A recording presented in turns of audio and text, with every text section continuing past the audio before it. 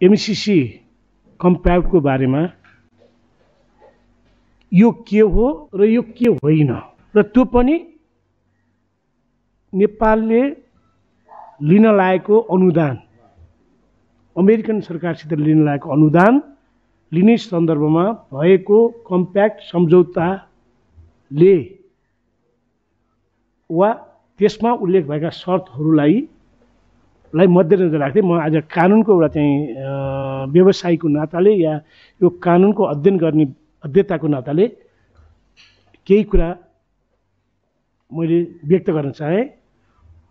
MCC को बारेमा धेरै चर्चा परिचर्चा धेरै बहसहरू भइसके, त्यसैले यो कुरा सबै कुरामा म जान पनि चाहिनँ। समयको पाबन्दीले गर्दाखेरि म बाहेक अरू पनि बोल्ने धेरै भएको हुनाले केही दुईटा तीनटा क्षेत्रमा मात्र मैले फोकस गर्न चाहे।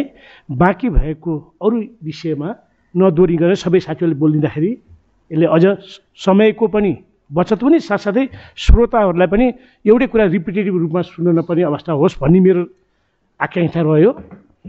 यस सन्दर्भमा म अब सिधै छोटकरीमा भन्नुपर्दाखेरि आज हामी यहाँ जुन व्यक्तिहरू यहाँ उपस्थित भएका छौँ, यी व्यक्तिहरूले यो एमसीसी सम्झौताको बारेमा आफ्नो धारणा व्यक्त गर्न आएका हुन्। धारणा आफ्ना आफ्ना होलान्, तर त्यो धारणा व्यक्त गरेकै आधारले यो हामीले राखेको या मैले राखेको धारणासित असहमति हुने व्यक्तिले यो गलत हो, राष्ट्रवादी राष्ट्रघाती व्यक्ति हो भनेर त्यसो चित्रण गर्ने एउटा परिपाटीलाई चाहिँ हामीले रोक्नु पर्यो। म एज अ कानुनको विद्यार्थी नाताले म आफ्नो कुरा पनि भन्छु र अरूको कुरा पनि म त्यसलाई त्यत्तिकै सम्मान गर्छु। Everybody has right to agree to disagree. त्यसै हुनाले यति भन्दै म एमसीसी सम्झौताको एउटा चाहिँ आज जुन अनुदान नेपालमा आउन लागेको छ त्यो अनुसार एमसीसीको बारेमा बोल्न खोज्दा मलाई लाग्छ हामी आएको व्यक्ति यो एमसीसी अनुदान अमेरिकाले दिएको हो र अमेरिकाले दिएको पैसा हुनाले हामीले लिनै पर्छ भन्ने अर्थमा हामी यहाँ आएका हौँ जस्तो मलाई लाग्दैन। स्पेसली मलाई चाहिँ त्यो आफू त्यो अर्थ लागेको छैन र एउटा स्पष्ट रूपबाट एउटा चाहिँ बुझ्नै पर्ने या मनन गर्नै पर्ने कुरा के देखियो भने के कुनै अनुदान नेपाललाई दिइन्छ भने त्यो दिएको अनुदान कुन राष्ट्रले दिएको छ भन्ने राष्ट्रको मुख हेरेर त्यो अनुदान स्वीकार गर्ने वा नगर्ने भनेर निर्धारण गर्ने कि ती कुनै पनि देशले दिएको अनुदान जसले दिएको भए पनि यदि त्यो अनुदानमा राखिएका शर्त र त्यो अनुदानबाट आएको पैसा नेपालको राष्ट्रको हित भलाइ राष्ट्रको सम्प्रभुता अखण्डतामा कुनै असर पर्ने अवस्था आउँदैन भने हामीले त्यस्तो अनुदान दिनुपर्छ। कारण के हो भने अब म अर्थशास्त्री पनि होइन, अर्थशास्त्रको विश्लेषण गर्नु पनि आएको म होइन, तर मलाई एउटा लेम्यानको हिसाबले मलाई अर्थशास्त्री मेरा मित्रहरूले सुनाएको कारणबाट मैले के अनुभूति गर्न पाएँ भने नेपालको आर्थिक बजेटको 55% बजेट मात्र खर्चको लागि आउने रकम हाम्रो आन्तरिक स्रोत र साधनबाट मात्र उपलब्ध हुन सक्दछ। आन्तरिक स्रोत साधन भनेको कर, ट्याक्स, भन्सा जहाँबाट उठाइन्छ त्यो हो। त्यो बाहेक बाँकी रहेको 45% रकम त मलाई लाग्छ 45 अनुदान र ऋणबाट नै आउँछ र यसको पुष्टि त मेरो मित्र कृष्ण गेवालीजी हुनुहुन्छ जो फरेन एडमा अर्थ मन्त्रालयमा बसेर जो यो बारेमा धेरै लोनहरू लिनुभयो। कतिपय लोनमा त उहाँ र म नै बसेर नेगोसिएट पनि गरेका थियौँ। साथसाथै उहाँ चाहिँ सचिव भएर रिटायर हुँदाखेरि नै अहिले पनि कन्सल्टेन्ट हुन्छ, उहाँलाई पनि थाहा छ कि नेपालको कन्टेक्स्ट के हो भन्ने कुरा। त्यो सन्दर्भमा आज जुन कुरा हामी बोलिरहेका छौँ अनुदान यो स्पष्ट रूपबाट अनुदान लिने कि नलिने भन्ने प्रश्नमा पनि केन्द्रित हुन गयो। यदि हामीले यो अनुदान एमसीसीको माध्यम अमेरिकन सरकारको माध्यमबाट आयो र यो अनुदानको एउटा प्रकृति के रहेछ भने यो अनुदानमा आएको रकममा ब्याज पनि तिर्न नपर्ने, सामा पनि दिन नपर्ने। त्यसैले एक अर्थमा भन्नुपर्दा एडिबी, वर्ल्ड ब्याङ्क लगायत अरू दात्री संस्थाले दिएको ऋणमा हामीले सामा र ब्याज दुवै तिर्नुपर्छ। त्यस सन्दर्भमा अर्को अझै गहन रूपबाट बुझ्नुपर्ने कुरा के छ भने नेपालले लिएको ऋण यति पुगेको रहेछ कि अहिलेसम्म कि जिडिपीको 50% भन्दा बढी चाहिँ माथि पुगिसक्यो।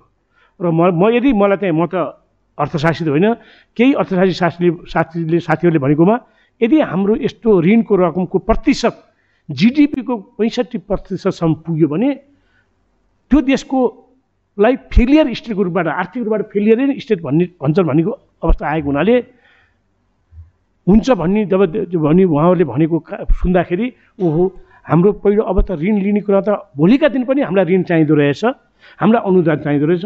त्यसैले सरकारको प्राथमिकता, नेपाल सरकार र नेपाल राज्यको प्राथमिकता के हुनु पर्दैन, ऋण कम लिन परोस्, अनुदान लिन चाहियो। र अनुदान ऋण नलिकन त हाम्रो देशको आर्थिक विकासमा हामीले अगाडि बढ्नै सक्दैनौँ भन्ने कुरा त पुष्टि भइसक्यो। यही सन्दर्भमा यो एमसिसी अमेरिकन सरकारले दिन लागेको जुन अनुदान छ त्यो अनुदानको एउटा ब्याकग्राउन्ड के रहेछ त भन्दाखेरि यो अनुदानमा हामीले एप्लिकेसन दिएर कम्प्याक्ट जुन एमसिसी एक्ट 2003 ले क्रिएट गरेको फन्डबाट हामी जस्ता डेभलपिङ र अन्डर डेभलप कन्ट्रीले केही अप्लाई गर्न पाइँदो रहेछ। र त्यो अप्लाई गरिसकेपछि केही उनीहरूले थ्रेसहोल्ड र क्राइटेरिया सेट गरेका हुँदो रहेछन् र त्यो सेट गरेको क्राइटेरिया र थ्रेसहोल्ड मिट भएको अवस्थामा मात्र हामीले कुनै पनि देशले पाउन सक्ने हुनाले कुनै कालखण्डमा हाम्रो एप्लिकेसनको चाहिँ विश्लेषण गर्दा हामी त्यो क्वालिफाई गरेर पाएका छौँ। त्यसैले यो भन्नुपर्दा यो अनुदान हामीले आफैले मागेर हामीलाई देऊ भनेको र देऊ मात्र भनेको होइन कि त्यो दिएर अरू पनि गरिब देशसित कम्पिट गर्दा हामीले पाउन क्वालिफाई भएको हुनाले एउटा अपर रूपमा आयो। सेकेन्ड कुरा के पनि म ब्याकग्राउन्ड भन्न चाहेँ भने यो अनुदान लिनलाई 2008 मा बाबुराम भट्टराईको सरकारको पालादेखि सुरु भएर सबै पोलिटिकल पार्टी, माधव कुमार नेपालले पनि यसको ओनरसिप लिइसक्नु भएको छ, प्रचण्ड र शेरबहादुरजीको चाहिँ पनि यसमा लिइसक्नु भएको छ, केपी ओलीले पनि लिनुभएको छ र अहिले आएर फेरि अहिलेको कोलिसन सरकारले पनि अहिले पनि लिइराख्नु भएको छ। त्यसै हुनाले यसलाई हेर्दाखेरि एउटा सरकार या एउटा चाहिँ कालखण्डको कुनै सरकारले मात्रै इन्ट्रेस्ट भएर लिनु खोजेको होइन, सबैले यो चाहिन्छ भनेर लिएको अवस्था पनि रहेछ। यस्तो अवस्थामा अब सबै सरकारले ओनरसिप लिइसकेको अवस्थामा यो अनुदानलाई जब हामीले 2012 मा चाहिँ यो अनुदानको लागि कुन क्षेत्रमा यो पैसा प्रयोग गर्ने भन्ने कुरामा केही त्यहाँ अनुसन्धान केही विश्लेषण गरेर अनि दुईटा क्षेत्र, एउटा रोड सञ्जालको स्तरीकरण र अर्को विद्युत प्रसारण लाइन, हाई भोल्टेज विद्युत प्रसारण लाइनको विकासको लागि नै यो पैसा प्रयोग गर्नुपर्छ भनेको सरकार सहितको थ्योरीले निर्धारण गरेको एरियामा यो पैसा दिनलाई 2017 सालमा सन् 2017 मा माननीय मन्त्री ज्ञानेन्द्रबहादुर कार्कीज्यूले एमसिसीको चिफसित वासिङटन डिसीमा साइन गर्नुभयो। त्यो साइन गरिसकेपछि 2019 मा यो सम्झौतालाई कार्यान्वयन गर्ने सन्दर्भमा प्रोजेक्ट इम्प्लिमेन्टेसन अग्रिमेन्ट गरेर पनि साइन गरियो र साइन गरिसकेको अवस्थामा जब यसलाई कार्यान्वयन गर्नुपर्छमा आयो केही अवस्थामा यी विवादहरू उठे जसमा पार्लिमेन्टमा लानुपर्छ भन्ने पनि कुरा उठाइए र जब पार्लिमेन्टमा यसको अनुमोदन लिनुपर्छ भन्ने कुरा आयो त्यसपछि धेरै हिउ क्राई विभिन्न इस्युहरू उठाएर यस्तो अवस्था पनि आयो कि एमसिसीले दिएको अनुदान लिनै हुँदैन, त्यति मात्रै अब नेपालले कसै मागेर पनि लिनु हुँदैन, अनुदानै लिनु हुँदैन र यो एमसिसी त इन्डो पेसिफिक स्ट्राटेजीभित्र पर्ने भएको हुनाले अमेरिकनले आफ्नो हेजिमुनी राख्न खोजेको र नेपालको हात तल उसको हात माथि राख्ने भन्ने जुन किसिमका शर्त राखेर ठुलो विरोध एकतर्फी 9 महिनासम्म 8 पत्र पत्रिकामा विरोध हुन थाल्यो।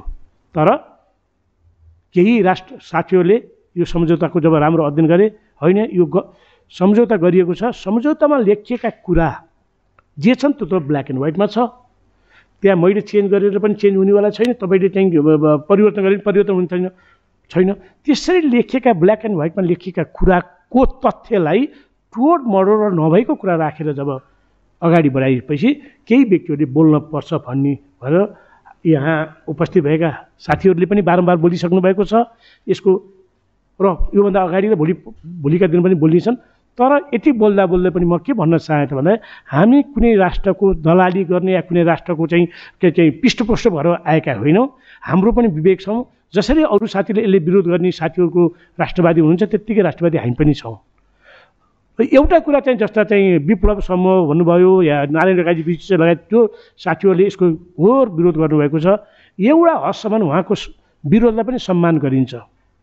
कुन हदसम्म भने नेपालमा आउने कुनै पनि सम्झौता नगद अनुदान ऋण राष्ट्रको हितको लागि हुनुहुन्छ, राष्ट्र विपरीत गर्नु हुँदैन, लिन पाइँदैन भन्ने जुन उहाँको धारणा छ त्यसलाई हामीले पनि सम्मान गर्नुपर्छ।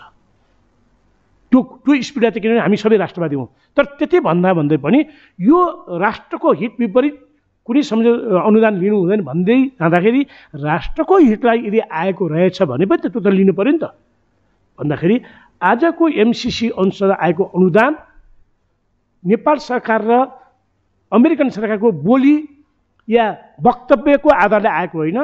तिनीहरूले लिएको जुन सम्झौता millennium challenge compact between united state America and Nepal बिच भएको सम्झौता 2017 त्यसको आधारले अब यो सम्झौता यो अनुदानको फेरि यसको प्रकृति कस्तो हो, यो राष्ट्रघाती छ कि छैन, राष्ट्रको हितमा छ कि छैन, यो नेपाललाई तल पार्ने अमेरिकालाई माथि राख्ने छ कि छैन भन्नेको निर्धारण चाहिँ यही सम्झौताले गर्ने हुनाले म आज केवल सबैमा गइनँ, किनभने अरू एरियामा अरू साथीले पनि बोलिदिनुपर्छ। म 3-4वटा इस्युलाई मात्रै मैले आज चाहिँ केही कुरा अलिकति क्लियरिफाई गरेँ, मेरो आफ्नो धारणा व्यक्त गर्न चाहेँ। हुन त मेरो धारणा राख्दैमा मेरो धारणा मान्नै पर्छ भन्ने कुरा छैन। हामी सबैले सबैको धारणा सम्मान गर्नुपर्छ, अपमान गर्ने होइन। यति भन्दै एउटा चाहिँ सबभन्दा ठुलो कुरा सुरुमा के आयो भने यो कम्प्याक्ट एमसिसी एग्रिमेन्ट गरेर आएको अनुदानले त सबभन्दा पहिला अमेरिकन सरकारलाई मिलिट्री लिएर आएर मिलिट्रीको क्याम्प राख्न पाउँछ भन्ने व्यवस्था गरेको हुनाले यो राष्ट्रघाती छ भन्यो। यदि सम्झौतामा अमेरिकन सरकारले मिलिट्री एक्टिभिटी पुलिस एक्टिभिटीलाई प्रयोग गरेर व्यवस्था गरेको भयो भने त म पनि र सबैले यसको विरोध गर्नुपर्छ। तर आर्टिकल 2.7 सम्झौताको आर्टिकल 2.7 पढ्दाखेरि यसले क्लियर रूपबाट चाहिँ यसको ठिक उल्टो व्यवस्था गरेको छ। यसले भनेको के छ आर्टिकल 2.7 भने क्लियरली भने यो अनुदानबाट आएको पैसा दुईटा क्षेत्रमा मात्र प्रयोग गर्न सकिन्छ।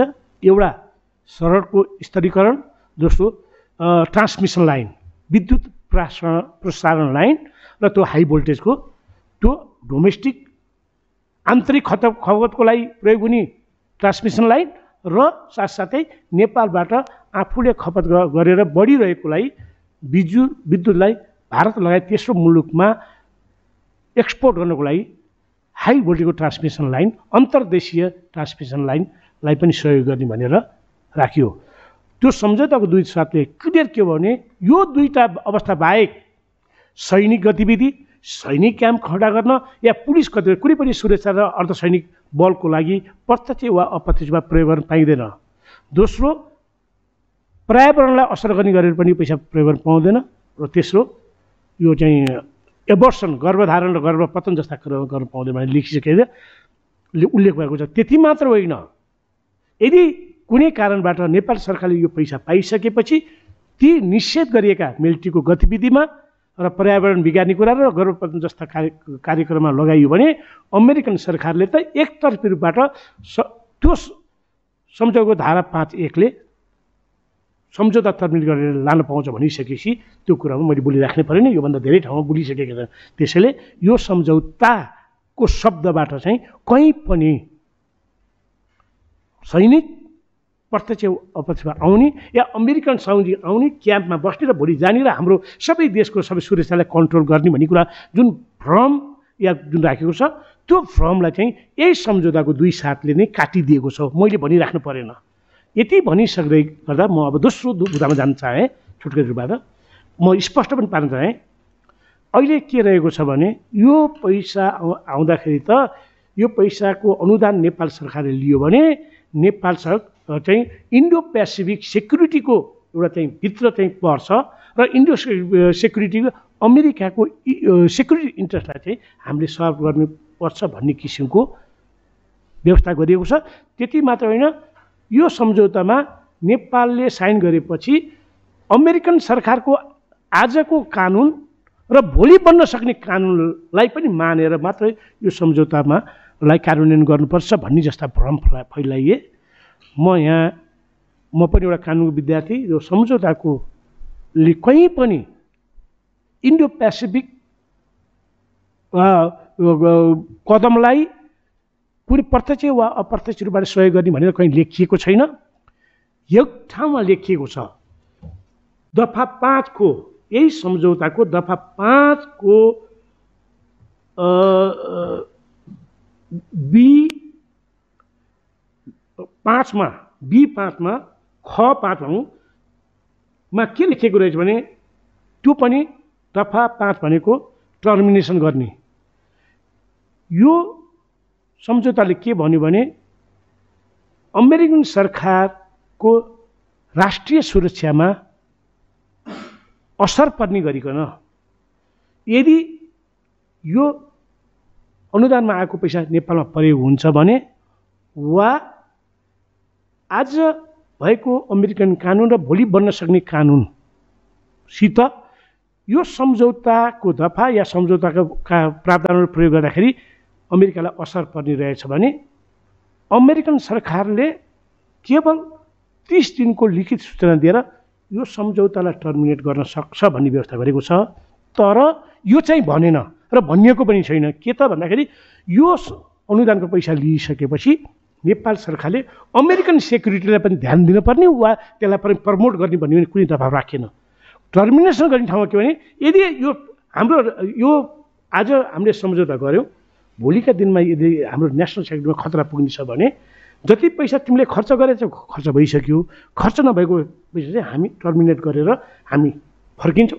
तिमीलाई यो हाम्रो आजको कानुन र भोलिको कानुन मान भनेको पनि होइन र यो सम्झौतामा कुनै ठाउँमा अमेरिकन कानुन मान्नुपर्छ भन्ने व्यवस्था पनि गरिएको छैन। यो कुरा चाहिँ स्पष्ट रूपमा लेखेको रहे। म आज तपाईँको कार्यक्रम खबरहरूको माध्यमबाट के भन्न चाहन्छु भने यो सम्झौतामा लेखिएको अर्थमा शब्दको कारणले र लेखिएका कुराका आधारमा या पेरिफ्रीमा रहेर मात्र मैले बोलेको छु, मेरो व्यक्तिगत धारणा होइन।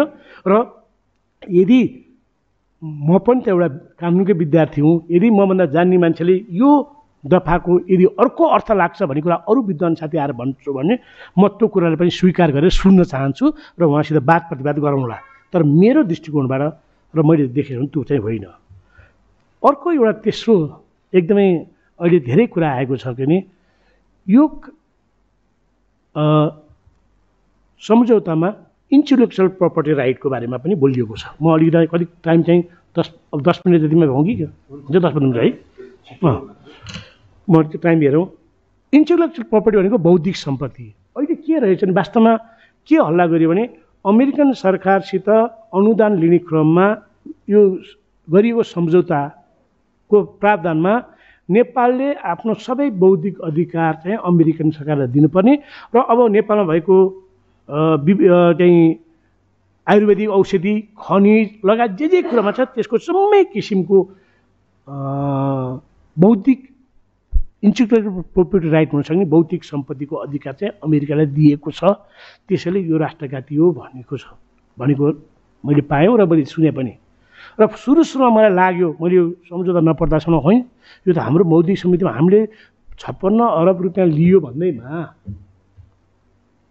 हाम्रो बौद्धिक सम्पत्ति हाम्रो कानुनलाई असर गर्ने गरेर लिनुहुन्छ, त्यो त लिनु हुँदैन, त्यो त राष्ट्रघाती कुरो। मैले यो सम्झौता नपर्दासम्म मेरो पनि त्यही धारणा बनेको थियो।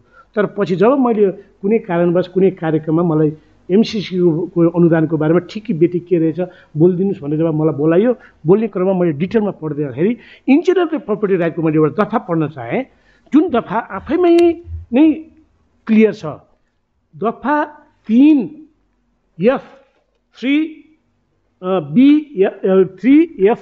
मा के व्यवस्था गरेको रहेछ भने त्यहाँ के भन्यो भने यो बौद्धिक सम्पत्तिको अधिकार केवल केसित सीमित छ, रोड निर्माण। यो अनुदानबाट प्रयोग भएको पैसाको रोड निर्माण र ट्रान्समिसन लाइन बनाउँदाखेरि त्यहाँबाट आएका नलेज टेक्निक सम्बन्धमा मात्रै बाँध्यो। पहिलो के बाँध्यो त भन्दाखेरि यो बौद्धिक सम्पत्तिको आउने बौद्धिक सम्पत्ति भनेको रोड सञ्जालको निर्माण, यो अनुदानबाट खर्च गरेर बनाइएका रोडमा बनाउँदाखेरि आएका नलेज, टेक्निक र ट्रान्समिसन लाइन बनाउँदाखेरि आएका टेक्निकमा मात्रै त्यो बाहेक अरू एरियामा यो आकर्षित हुँदैन भनेर त्यो दफा लेख्यो। सेकेन्ड दफा लेख्यो भने यो सम्झौताले के त नेपाल अमेरिकन सरकारले त्यो पाएको दुईटा रोड र चाहिँ ट्रान्समिसन लाइनबाट आएको बौद्धिक सम्पत्तिमा के अमेरिकनलाई सिधै अधिकार दिया हो अमेरिकन सरकारले, हामीले चाहिँ अधिकारबाट छोडेका हौँ भन्ने प्रश्न आउन सक्छन्। त्यो पनि होइन। वास्तवमा भन्यो भने यो सम्झौताको दफा 3F ले त अटोमेटिक रूपबाट त्यसरी आएको बौद्धिक सम्पत्तिमा नेपाल सरकारको अधिकार सिर्जना हुन्छ। नेपाल सरकारले बरु त्यो बौद्धिक सम्पत्तिको अधिकार प्रयोग गर्ने उसलाई दिने, किनभने बौद्धिक सम्पत्ति जसको नाममा क्रिएट हुन्छ उसैको अधिकार हुन्छ। उसलाई अरूले अधिकार नदिकन अर्कोले प्रयोग गर्न पाउँदैन, पैसै हाले पनि। त्यसैले त्यही कारणले के भन्यो त भन्दाखेरि 3F मा the government grant to MCC perpetual इभेन्टको royalty free right to use. यो ग्रान्ट भन्ने शब्दले के भन्यो त भन्दाखेरि ग्रान्ट भनेको दिनु हो। कुनै व्यक्तिलाई अर्कोलाई सम्पत्ति प्रयोग गर्न दिन्छ भने त्यो जसले दिन्छ पहिला उसको सम्पत्तिमा ओनरसिप हुनु पर्यो। ओनरसिप भएको व्यक्तिले नै अर्कोलाई प्रयोग गर्न दिन्छ र प्रयोग गर्न दियो के भने मलाई पनि यो क्रिएट त भयो, अटोमेटिक रूपबाट हामी ओनर त भयौँ। अमेरिकाले के भन्यो भने मैले पनि पैसा हालेको हुनाले, मेरो अनुदानबाट तिमीले क्रिएट भएको हुनाले मैले पनि त्यो राइट तिमीबाट प्रयोग गर्न पाऊँ है भनेर राइट मागेको कुरा हो, हामीले दिएको कुरा चाहिँ होइन। यदि अमेरिकन सरकारले एक्सक्लुसिभ रूपमा उसको अधिकार, यो इन्टेलेक्चुअल प्रपर्टीमा उसको अधिकार चाहिन्छ भनेको भए शब्द नै फरक हुन्थ्यो। के हुन सक्थ्यो? The government, US government shall have absolute right, या कुनै shall have right to use procure भन्ने शब्द राख्थ्यो। अमेरिकन सरकारको राइट भनेन, राइट चाहिँ नेपाल सरकार भयो। नेपाल सरकारमा भएको राइट, क्रिएसन भएको राइटलाई केही प्रयोग गरेर उसलाई पनि दिने, उसले पनि प्रयोग गर्न पाए, हामीले पनि प्रयोग गर्न पाए। यो के यति प्रयोग गर्न दिनु पनि अनुचित हो त, यो राष्ट्रघात हो त भन्ने प्रश्न पनि आउन सक्छ। म यो कुरालाई यहीँ गएर टिङ्गाउन गएँ, म धेरै लामो बोलिराख्नु पर्दैन। एउटा सबैभन्दा यसमा विवादको अहिले चाहिँ आएको कुरा के छ भने यो सम्झौता त सम्झौता गरियो अनुदान ल्याउनको लागि। सम्झौता 2017 मा पनि भयो, मेन सम्झौता, मूल सम्झौता, त्यसै कार्यान्वयन सम्झौता 2019 मा भयो। तर यो अन्तर्राष्ट्रिय नेचरको एग्रिमेन्ट भएको हुनाले नेपालमा जस्तो घर जग्गा, घर बहाली सम्झौता गर्दा के हुन्छ भने घर भाडामा लिनु पर्यो भने आज सम्झौता गरेँ भोलिदेखि मैले प्रयोग गर्न पाउँछु। तर यो सम्झौताको नेचर के रहेछ भने सम्झौता गरेर पनि अटोमेटिक आफै कार्यान्वयन हुँदो रहेछ। यसले यो सम्झौता कार्यान्वयन हुनको लागि 3टा शर्त राखेको रहेछ। 3टा शर्त। पहिलो शर्त के, त्यो अब त अझ शर्त पनि जानुभन्दा अगाडि के भने नेपालको कानुन यो सम्झौताको धारा 7 मा के राखियो भन्दाखेरि कम्प्याक्ट सम्झौतामा भएको शर्तसित प्रचलित नेपाल कानुन बाजियो भने प्रचलित नेपाल कानुन निष्क्रिय हुन्छ, यो कम्प्याक्टको या सम्झौताको दफा कार्यान्वयन हुन्छ, यो प्रिभेल हुन्छ भनेपछि सबै जनतालाई के लाग्यो भने कस्तो खालको यो सम्झौता हो त? हामी नेपाल सार्वभौम नागरिक हौँ, सार्वभौम जनता हौँ, हामी रुल अफ ल डेमोक्रेटिक कन्ट्री हौँ। यस्तो स्वतन्त्र राष्ट्रलाई यो दफा राखेर 56 अरब अनुदान दियो भन्दैमा सम्झौतालाई माथि राखेर नेपाल कानुनलाई तल राख्ने यो हुन्छ भन्दाखेरि यसो सहज रूपबाट गर्दा त जसलाई पनि लाग्नु स्वाभाविक हो, एउटा राष्ट्रवादी नेपालीलाई चित्त दुख्नु स्वाभाविक हो। तर जुन कुरा भन्न खोजियो र जुन कुरा सम्प्रेषण गरियो त्यो चाहिँ गलत हो भन्ने कुरा म भन्न चाहेँ।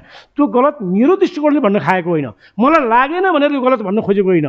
मैले यो गलत के हो त भन्दाखेरि म नेपालकै कानुनले यस्तो मान्यता दियो, एकछिनको लागि मानौँ यो सम्झौतामा जुन नेपालको कानुन र सम्झौता बाजियो भन्ने जुन कन्डिसन त्यसलाई हटाइदिउँ अरे, ल त्यो छैन अरे, सम्झौता हटाउँ। तर एउटा कानुन त हाम्रो नेपालमा छ, सन्धि ऐन 2047 त छ। सन्धि ऐन 2047 को धारा 9 ले के भन्यो त भन्दाखेरि म अहिले पढेर पनि सुनाउन चाहन्छु, मैले छ। सन्धि ऐन 2047 को धारा 9 ले के भन्यो भने नेपाल सरकारले कुनै विदेशी या दात्री निकायसँग सम्झौता गरिसकेपछि त्यो सम्झौतासित नेपाल कानुन बाजिएको अवस्थामा नेपाल कानुन निष्क्रिय हुन्छ, सम्झौता या सन्धि चाहिँ प्रिभेल हुन्छ भनेर हाम्रो कानुनले मान्यो। आजको यो कानुन 2047 सालमा लागू भएको त्यही संविधान सन्धि ऐनको कानुनको अधीनमा रहेर हामीले धेरै ऋण अनुदान आजभन्दा धेरै अगाडि लिइसकेका छौँ र हिजो मात्रै पनि हामीले चाहिँ जापानसित हामीले सम्झौता गरेर 10 अरब लिइसकेका छौँ। त्यो सन्धि हो नि, त्यो जापानसित लिएको सन्धिमा पनि त पार्लिमेन्टमा गएन। अनि यो गरेको हुनाले दफा 9 ले क्लियर कट रूपबाट के भन्यो भने नेपालको कानुनसित सन्धि ऐन बाजियो, सन्धि ऐनमा भएको नेपालको कानुनसित सम्झौताको शर्त बाजियो भने सम्झौता निर्भर रहन्छ, प्रचलित नेपाल कानुन रहँदैन भनेर भनेपछि अब के आयो त यहाँ त्यसमा 2 भनेपछि सन्धि ऐनको 9 ले के मान्यो भने अब यसलाई कानुन सरह मानेपछि सम्झौताको दफा र अरू प्रचलित कानुन दुवै कानुन, यो पनि कानुन भयो किन कानुन सरह लागू हुनुभएपछि यो पनि कानुन भयो र प्रचलित नेपाल कानुन भयो। अब रहेको प्रचलित नेपाल कानुन पनि बाजिसित यो कानुन मानिएको सम्झौता बाजियो भने के गर्ने भन्दाखेरि यो रहन्छ। तर त्यसो भए हामीले यदि हाम्रै कानुन मात्रै हुँदो र हाम्रो कानुनले मात्रै सन्धि ऐनले मात्रै गाइड भएको त हामी त्यसलाई संशोधन पनि गर्न सक्थ्यौँ होला, अरू कुरा रिजेक्ट पनि गर्न सक्थ्यौँ होला। तर यसलाई हामीलाई कुनले रोक्यो भने यो सम्झौता जुन चाहिँ सन्धि ऐनको दफा 9 हामीले आफूले राखेको कुरा होइन, हामीले यो दफा चाहिँ भियना कन्भेन्सन 1969 को दफा शर्त अनुसार राख्न परेको। त्यो सन्धिमा हामी पनि पक्ष छौँ, अमेरिकन सरकार पनि पक्ष छ। त्यो सम्झौताले के भन्यो, दफा 27 ले के भन्यो भने यदि 2 देशबीच सम्झौता भएको रहेछ भने र त्यो सम्झौता उल्लेख भएको शर्त त्यो तत्त देशको कानुनसित बाजियो भने त्यो बाजिएको हदसम्म त्यो कानुनलाई पालन हुँदैन, यो सम्झौताको नै दुवै पक्षले मान्नुपर्छ भन्यो।